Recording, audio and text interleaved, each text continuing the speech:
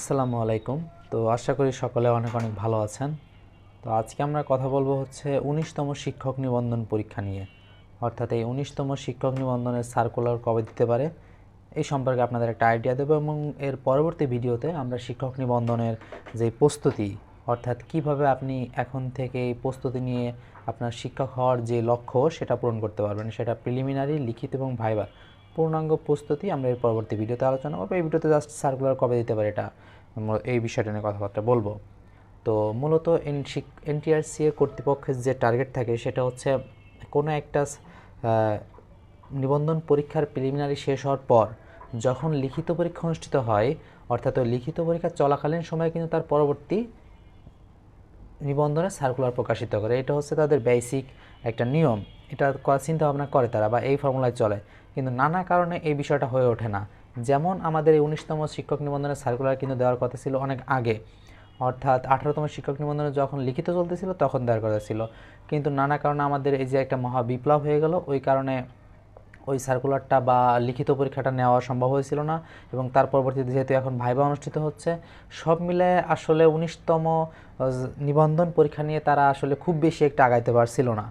তো সকল জল্পনা কল্পনার অবসান ঘটিয়ে কিন্তু আমাদের এই যে ১৯তম শিক্ষক নিবন্ধনের সার্কুলার, এটা কিন্তু খুবই শীঘ্রই প্রকাশিত হতে যাচ্ছে।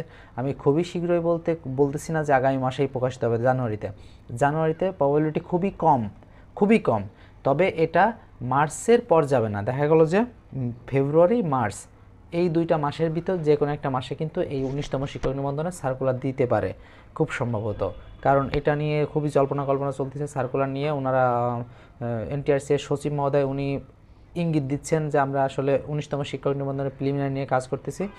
তো খুবই সহসায় একটু আনুষঙ্গিক কাজ সেরে দেখা যাবে যে ফেব্রুয়ারি শেষের দিকে বা মার্চের শুরুতে এই সার্কুলারটা কিন্তু প্রকাশিত হয়ে যেতে পারে। তো এখন থেকে আপনাদের মোটামুটি লেভেলের একটা প্রস্তুতি নেওয়া লাগবে। তো প্রস্তুতি বিষয়ক ভিডিও আমি এই ভিডিওতে কথাবার্তা বলবো না, এর পরবর্তী ভিডিওতে A to Z প্রিলিমিনারি, লিখিত এবং ভাইবার টোটাল প্রস্তুতি নিয়ে আলোচনা করব। তো আপনারা ধরে নেন যে ফেব্রুয়ারির শেষে বা মার্চের শুরুতে বা ওই টাইমের আশেপাশে যে কোনো টাইমে কিন্তু এই ১৯তম শিক্ষক নিবন্ধনের সার্কুলার প্রকাশিত হতে পারে।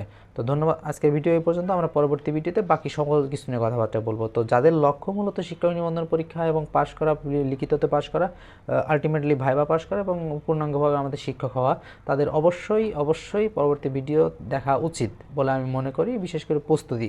কারণ এই নিবন্ধনের প্রস্তুতিটা একটু টেকনিক্যাল, কারণ আপনার সাবজেক্ট ওয়াইজ তো এটা একটু টেকনিক্যাল বিষয় আছে। তো সুতরাং পরবর্তী ভিডিও দেখার জন্য অনুরোধ করা হলো। অবশ্যই চ্যানেলটি সাবস্ক্রাইব করবেন যাতে করে ভিডিও আপলোড দেওয়ার সাথে সাথে আপনি পেয়ে যান। এবং এই ভিডিওর মূল কথা ছিল কি, যে সার্কুলারটা কবে দিয়ে দিবে, এবং এটা আমি বারবারই বলতেছি, এটা দিতে পারে হচ্ছে ফেব্রুয়ারির শেষে বা মার্চের শুরুতে। এই ডেটের ফিক্সড রেখে আপনারা পড়াশোনা করেন, এবং পড়াশোনা কীভাবে করবেন এটা পরবর্তী ভিডিওতে জানাবো। ধন্যবাদ সকলকে, ভালো থাকবেন, সুস্থ থাকবেন, আল্লাহ হাফেজ।